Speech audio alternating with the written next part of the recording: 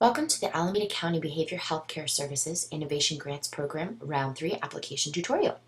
This is to alert you to some of the important things that will help you fill out this application and use the online system. To begin, you must choose one or the other of the target populations. You may not choose both. Click the target population you prefer and click Start New Application. You'll be asked twice to review the key funding requirements, once at the beginning and once at the end of your application. Once you're in, you can navigate through the application by using the buttons at the top, like this, or using the back and next buttons at the bottom. In either of these cases, each time you click one of these buttons, it will automatically save your application. You can also use the Save button to periodically save as you're going about the application.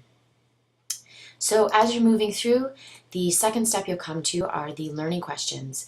Please be sure to look all the way to the bottom of every page. For some of these, for example, question 5, you'll see that a target population is required.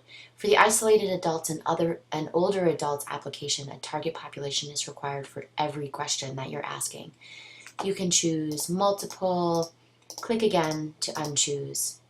You'll see here for the executive summary, I'm going to just copy this paste and paste it in here.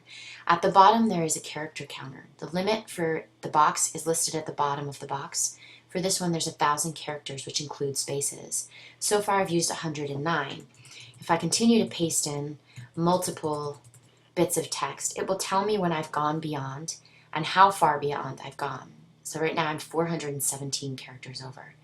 Text beyond the character limit will not be considered by Behavioral Healthcare Services. It will be deleted after your application is submitted, so please make sure you have the correct, all of your text within the character limits. So you can just delete, we'll delete, and delete some more, and there we go, now we're within the limits. Click Save, saves the page, and now I move on. So you'll see a few places there's an opportunity to upload a document. You click Browse, it will bring up your computer files. Click the one you want and then click the Upload button. The system will then upload the document for you, and once it's uploaded you'll see the confirmation with the file name listed right underneath here. So just like this, 005.jpg. So moving on to activities and the budget. Both of these use modules, and for each activity you will have to add a new module, and for each budget you'll have to add a new budget module. So here's to explain. Each of these has to be filled out, months 1 through 3. We'll say it'll be finished in months 12. Click Save, and now that activity is added. You'll see at the bottom a new blank module has been added. So now I'll say 2, there we go, and click Save. Now, if I realize that number 2 is going to happen before number 1, I can move number 2 and number 1 by using the move up and move down arrows. I can also delete an activity. Are you sure you want to delete? Yes.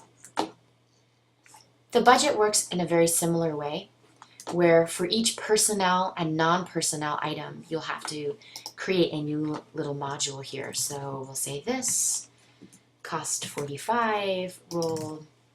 And for each one you click Save, and when you click Save, it brings up an additional blank module, and you can add as many as you need. The same with the non-personnel items here as well. So you'll see that the tally totals are automatically happening for you. So we have 45 there, 1,000 here. Our total so far is 1,045. At the top, you'll see, if we go back and pick a learning question, say number 1, and come back to our budget, it will tell us what our budget limit is for the specific question we have chosen. You'll see that a few of these are checked off. That means that they are complete. Once all 7 steps are complete, you can click Review and Submit.